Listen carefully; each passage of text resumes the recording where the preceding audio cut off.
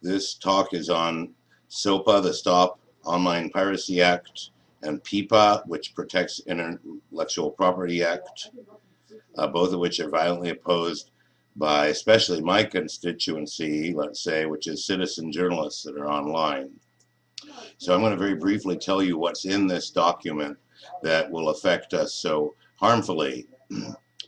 Let's see here now. In my view, it creates an existential threat to citizen journalism by censoring online activity. And only Ron Paul of the Republican candidates oppose it.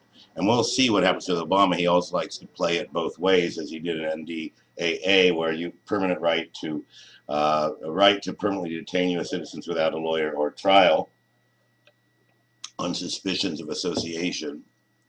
So we want to look at who benefits, who wrote this legislation, get at that part. So that will be in part 2 in a detail. In part 1, we can just say the top media companies can be convicted of attempting to grossly manipulate American public opinion.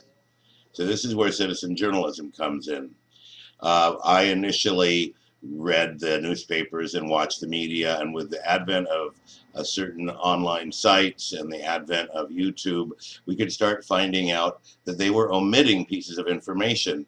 You might still support the American official line, whether you call it the media line or the White House line or the corporate line, but there tends, you'll find by these critical pieces of information being omitted that it warps and distorts reality. So in the case of Libya, for example, Hillary Clinton kept saying he should stop killing his own people, and we tried talks, and we didn't try talks, and we ended up killing almost 100 times more people through the war than had been killed in the initial uprisings. That was omitted. Many other things about Libya were omitted. Libya had the highest standard of living in Africa. That was omitted. Enormous amounts of information were omitted. So where that brings us to is the only reason I was able to learn these things was through citizen journalists, effectively, people that were unpaid. So the digital rights acts that are being proposed could easily shut down all of these outlets. The two worst parts is hyperlinking to infringing sites and the death of open source software.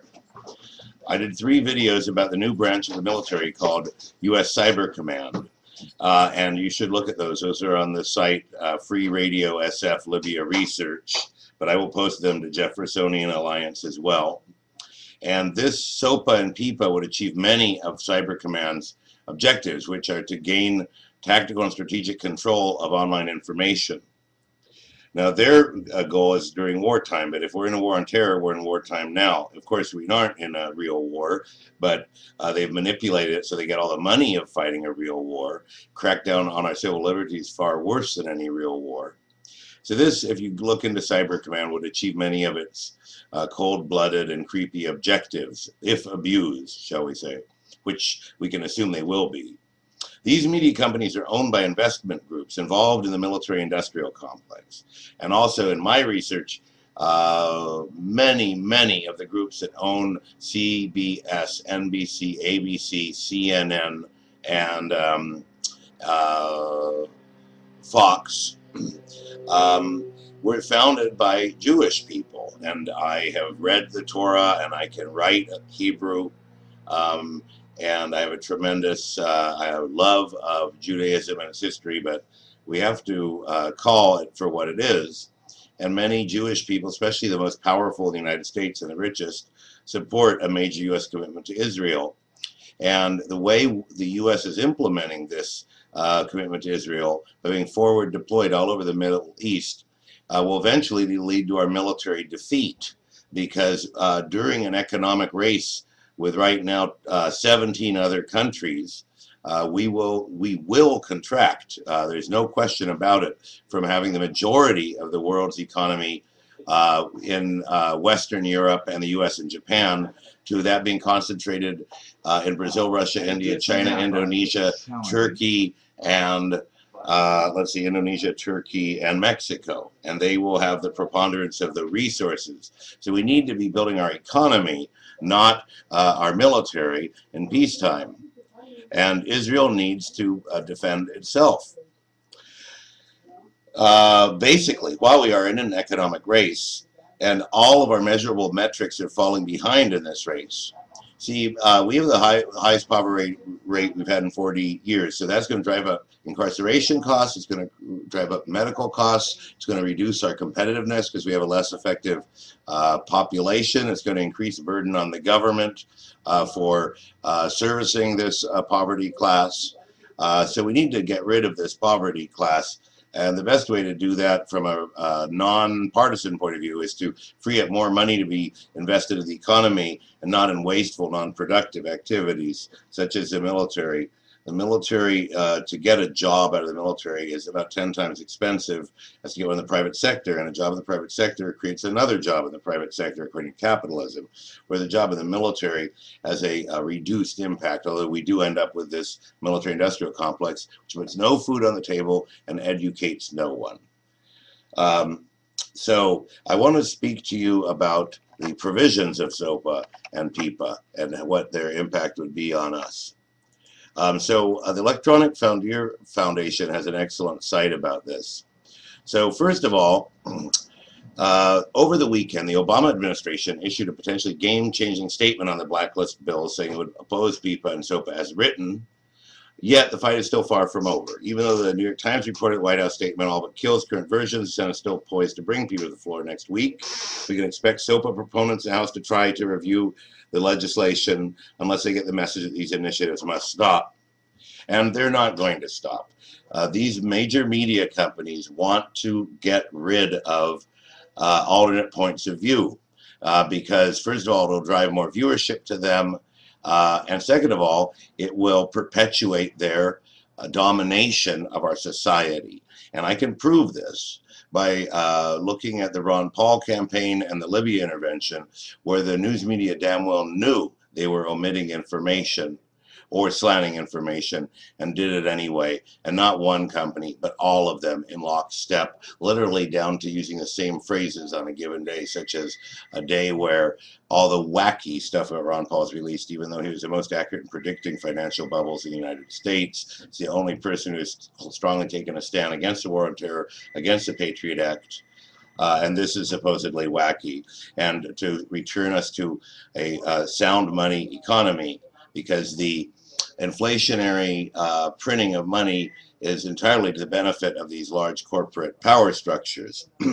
So at any rate, the first provision is the Anti-Circumvention Provision, which allows them, in addition to going after websites allegedly directly involved in copyright infringement, a proposal in SOPA will allow the government to target sites that simply provide information that could help users get around the bill's censorship mechanisms. This would silence much of the open source software community. Venture capitalists have said they would stop investing.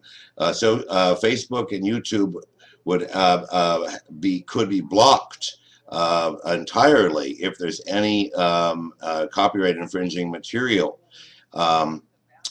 Let's see here. Let's see. Anyone who writes or distributes VPN, virtual private network, proxy privacy, or anonymization software would be negatively infected. This includes organizations that are funded by the State Department to create circumvention software to help democratic activists get around authoritarian regimes' online censorship mechanisms. Ironically, SOPA would not only institute the same practices as these regimes, but would essentially outlaw the tools used by activists to circumvent censorship in countries like Iran and China. Second, there's the vigilante provision, which essentially would grant broad immunity to all service providers if they overblock innocent users or block sites voluntarily with no judicial oversight at all. You see, a service provider can go ahead on, as long as they're acting in good faith, block any site they want to. So that means that, for example, Comcast could block YouTube. Comcast could block the television streaming networks. Even if those weren't infringing, as long as they were acting in good faith and based their decision on credible evidence, they received total immunity. As we noted months ago, this provision would allow the Motion Picture Association and the Recording Industry Association, MPAA and RIAA, to create literal blacklists of sites they want censored. censored. Intermediaries will find themselves under pressure to act to avoid court orders, creating a vehicle for corporations to censor sites, even those in the U.S. without any legal oversight. And as public knowledge has pointed out, not only can this provision be used for bogus copyright claims that are protected by fair use, but large corporations can take advantage of it to stamp out emerging competitors and skirt antitrust laws. And I'm talking about the emerging competitor of the truth as told by citizen journalists, the things that the corporatist media, which is owned by a very small group of people, and I am honing in on them. I'm doing the research. It's in my last video showing the 5 or 6 investment firms that own BlackRock Investment, FMC. You can look there, and I'm gonna have more on it. I'm going after these people. With this provision, then a corporate right of action, allowing them to essentially shut down full sites instead of removing the infringing software. Expanded Attorney General powers. PIPA and SOPA would also give the Attorney General new authority to block domain name services, a provision that has been universally criticized by both Internet security experts and First Amendment scholars. Even the Blacklist Bill's authors are now publicly second-guessing that scary provision.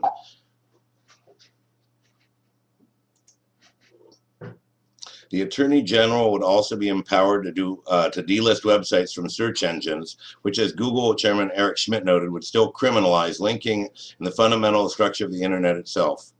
And this is a really serious problem, is that if you hyperlink to a web page, and let's say at the time there's no infringing content on it, then infringing content comes on that, you can be held liable for that hyperlink itself and have your site shut down.